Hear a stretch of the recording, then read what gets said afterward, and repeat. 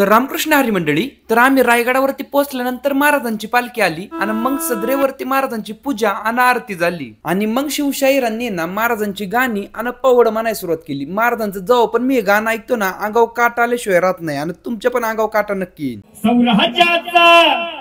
सूर्य मुगवला हे दित काळी ही रात्र वाऱ्याच्या गाणी घोड्यावर पैसोनी खंडोबाच्या रूपाने आला माझा देवर. सूर्याच्या तेजाने निफड्या छातीने दुश्मन गाडून आला माझा वाघर. अरे कसं मी फेडू तुझा उपकार माझ्या राजा रे. आणि माझ्या मनामध्ये ध्यानामध्ये शिवबाचं नाव रे.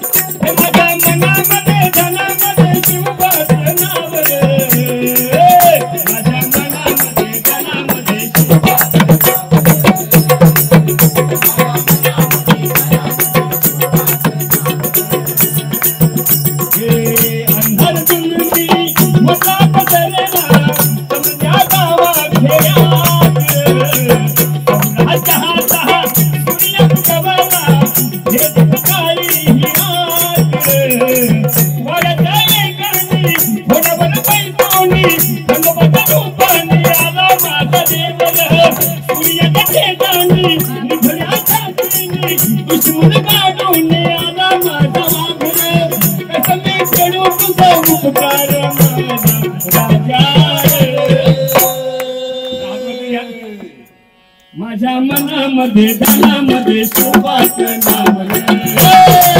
हे गाणं ऐकून जसं अंगाव काट येतो ना, तसे दुसरं गाणं ऐकून डायरेक्ट छातीवरून येते.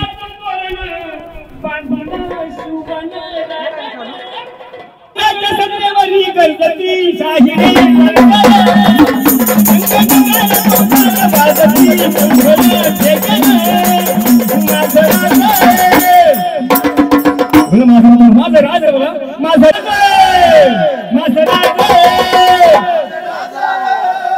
शाजीची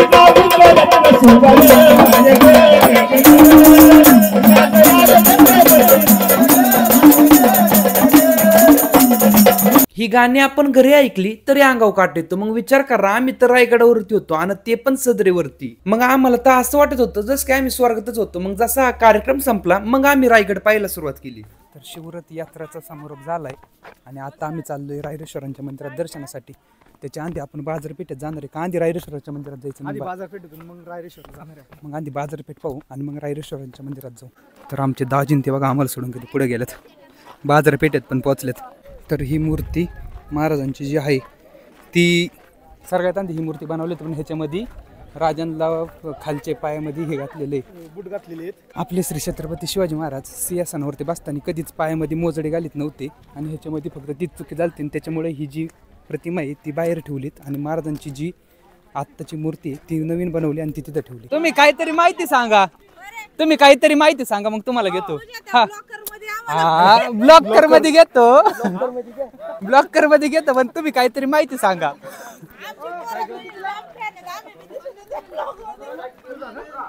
हा,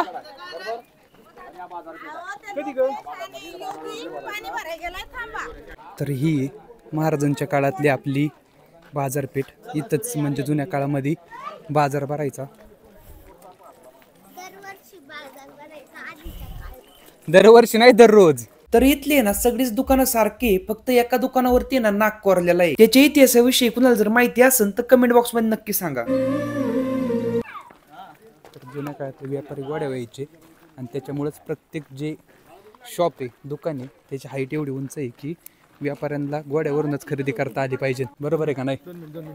खरेदी करण्यासाठी नाही, सगळं काही वरती घेऊन येत नव्हते. काय व्हायचं, ते काही होडीने यायचं आणि ते खाली थांबायचे नाही का, माल सगळा खाली राहायचा आणि जो नाही का त्यांच्याकडं हे माल आहे त्याचा एक पर्टिक्युलर भाग घेऊन ते वरती यायची किंवा एक नग घेऊन वर यायची आणि मग वर नग इथं खरेदी केला जायचा इतक्या पटीत.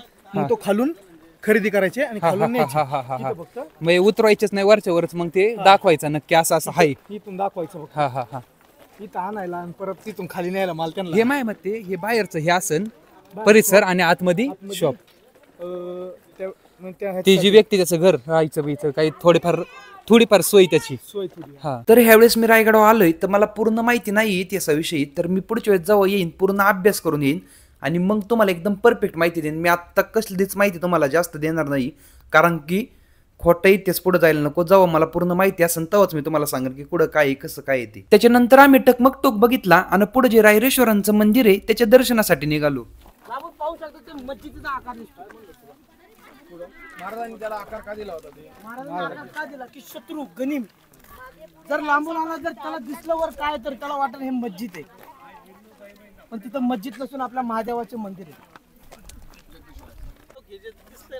हा हा. आता नंतर ना पुरातत्व खात्याचं उत्खनन करून हे हळूहळू पण ते काय अजून माहिती नाही त्याची भेटलेली. आम्ही खालून आलो ना तर ते तिथले एक जण सांगत होते बॅक साईडला आहे सदरेच्या मागच्या साईडला आहे ना मातीचा ढिगारा होता.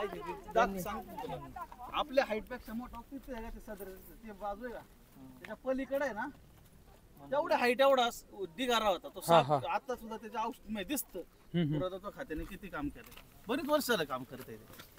म्हणजे रायगड अजून अख्खा निदर्शनाच नाही. आणि म्हणजे महाराष्ट्र सरकार दरवर्षी 600 कोटी देते पुरातत्व खात्याला. पुढे जाते ते. अरे कोटीने निधी येतो. आतापर्यंत फक्त मी म्हणतो आता बघ पायरी मागे एवढा सुधरावलाय ना. मी जेव्हा याच्यात गेलो होतो ना पहिलं खलवत करायला, हा तेव्हा आम्ही जेव्हा कॉलेज मध्ये म्हणता माध्यमिकला होतो हा. तिथे तशा वटवागुळी होत्या त्या खलवत खाण्यात. हा. आता एकदम व्यवस्थित केलंय सगळं. तर मंदिरात देवाचं दर्शन घ्यायच्या आधी आपल्या महाराजांच्या समाधीचं दर्शन घेऊन येऊ. मागे तुझी एकदा माझ्या उशाला. बोला की दाजी.